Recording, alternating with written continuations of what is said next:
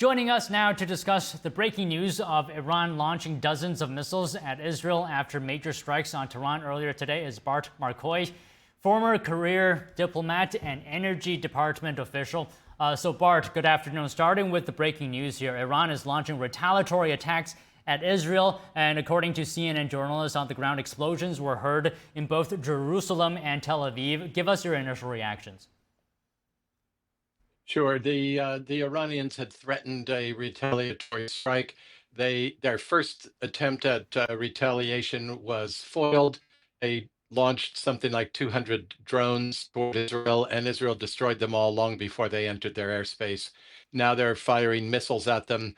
I have not seen any reports that any Iranian missiles have breached the Iron Dome or David Sling or Arrow defenses.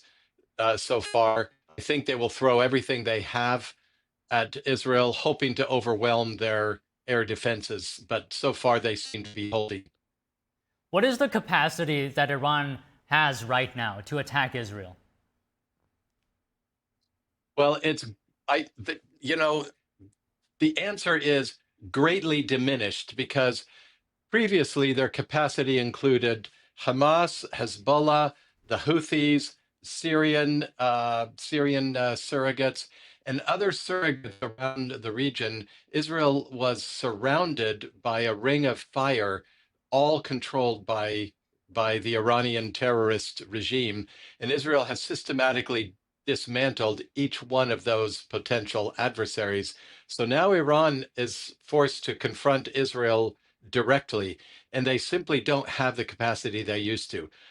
In addition to all the nuclear sites that Israel took out yesterday, they also took out the rebuilt Iranian air defense, their air defense missile batteries. They took out their air defense radar systems. I don't know how many months ago it was, several months ago, when there was an Iranian attack. They have lost their military commanders, and they've lost a lot of leadership, and now they're kind of flailing about. They have enormous capacity in missiles and rockets, and they'll be activating those. The other thing that we really don't know is how much ability Iran has to foment sabotage and attacks in other countries around the world, like the United States. Do they have sleeper agents here that will be activated to try to draw the United States into this bilateral war? Those are the questions that military analysts and intelligence analysts are asking themselves right now. Okay, Bart, paint us a picture here, and it's a very important question. Where is the escalation level right now? Well, yeah. So Iran has constantly been attacking Israel, and I think the thing from my understanding, what prompted Israel to finally act directly against Iran in an overt act of actual attacks was learning that Iran had started enriching uranium again and had succeeded in getting to the highly enriched uranium phase. And so Israel has decided we have to take out their capacity. And that means they have to continue to attack every possible nuclear site that exists in Iran, even the sites that are buried too deeply for them to actually reach the fissile material or to reach the enriched uranium or to reach the laboratories or the centrifuges. They can shut down the entrances to them. They can bury them in rubble. They can bomb them in such a way that they are inaccessible for 2 months or 6 months or 8 months. That's however long it takes the Iranians to dig them out. And at the same time, they can attack the personnel. The real trouble is what people will do with the weapons. The weapons themselves are dangerous, but we have nuclear weapons. Israel has nuclear weapons. There are a dozen countries around the world that have nuclear weapons. And nobody is bombing us or bombing them because not even North Korea is acting irresponsibly with them now. Nobody in the world trusts Iran to have nuclear weapons, and they were hell bent on developing them and hell bent on enriching the uranium. And they went ahead and they crossed the threshold that they had been warned never to cross. And so Israel had to act. It was a matter of days if they didn't act. Okay, Bart, what is the nature of this attack by Israel? And if you could just answer very simply here, is it actually trying to fully destroy Iran's nuclear program? Yes, absolutely. Okay, and why does Israel do this now? Is it thinking it has the US's backing, or that perhaps Iran's proxies aren't big of a threat as in previous years? Why now? I think it's both of those things. They clearly have had the U.S. Green light. President Trump said as much to the Wall Street Journal today or yesterday.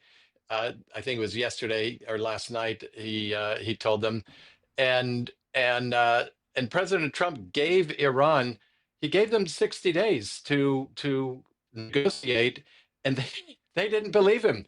I think the real message out of this is you'd better believe President Trump when he gives you a deadline and he says he's serious. The deadline matters, and he is serious. So three things happen. They got the green light from the American administration, whether that was officially admitted or not. I think everybody in the world is assuming that there's a green light. The surrogates have been weakened and almost neutralized. But the real reason goes back to what I said. My sources are telling me that Iran suddenly has enough fissile material to make 12 nuclear weapons. More than anybody, nobody expected them to be able to make more than 9 right away. But as of a couple of days ago, they had enough to make 12. And I think that was the thing that finally drove the Israelis to say, we have to destroy it. We have to destroy it all. And they've said they're going to do it for as long as it takes. They're planning for 14 days, but it may take more. It may take less. Okay, that's very important information here. How does this attack then move the needle in halting Iran's nuclear program? So let me to answer that, I need to explain to your viewers a little bit about how you make a nuclear bomb.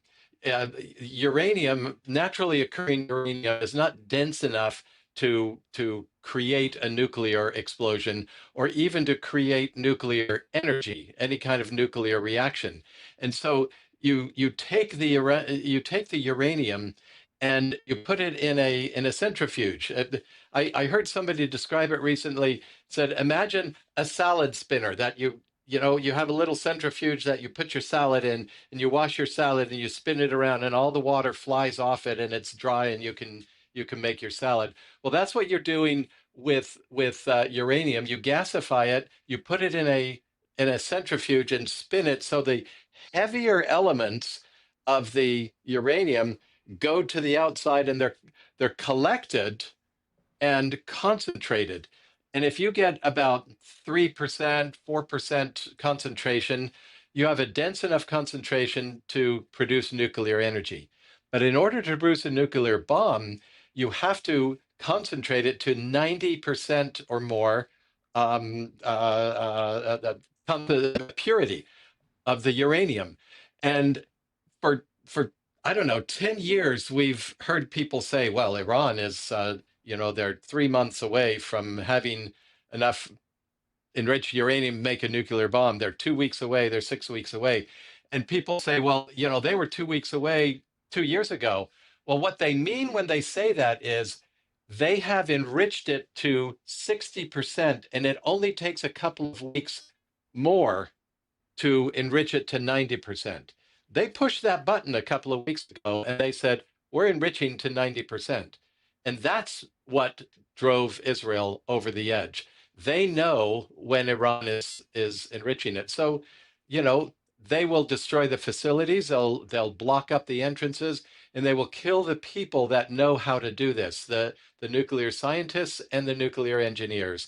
And I think you'll see that continue for a long, long time. And Bart, if you just have a bit more time, I would like to ask you just one more question, and it relates to Sure. escalation. what is the risk of this escalating into a full war between Israel and Iran, or perhaps even a larger regional war, or God forbid, a world war? Iran, it is in Iran's interest to regionalize and globalize this war. They will do everything they can to escalate. It is in Israel's interest to keep this a bilateral engagement just between them and Iran. So I expect to see Iran launch attacks in the United States and in Europe to try to generate public opinion against Israel. I expect them to create incidents that would create some kind of um, television worthy victims that they will try to outrage the world and make people condemn Israel. The big weapon that they and the Palestinians use so effectively is public opinion to try to shut down Israel. And they will try to involve other countries. They'll try to suck the United States into it. They'll try to suck European countries into it. But Israel will keep it focused on Iran. And as long as they do, I don't think the Iranian ploys will work. France and Germany, who have been very anti-Israeli and even anti-Semitic in recent months, came out very quickly and said, Israel is doing what it has to protect its own safety. The UK, other countries around the world are coming out and saying, Iran brought this on itself. And I think it's going to continue that way. Okay, Bart, appreciate it. Thank you so much for your time today. Thank you for having me.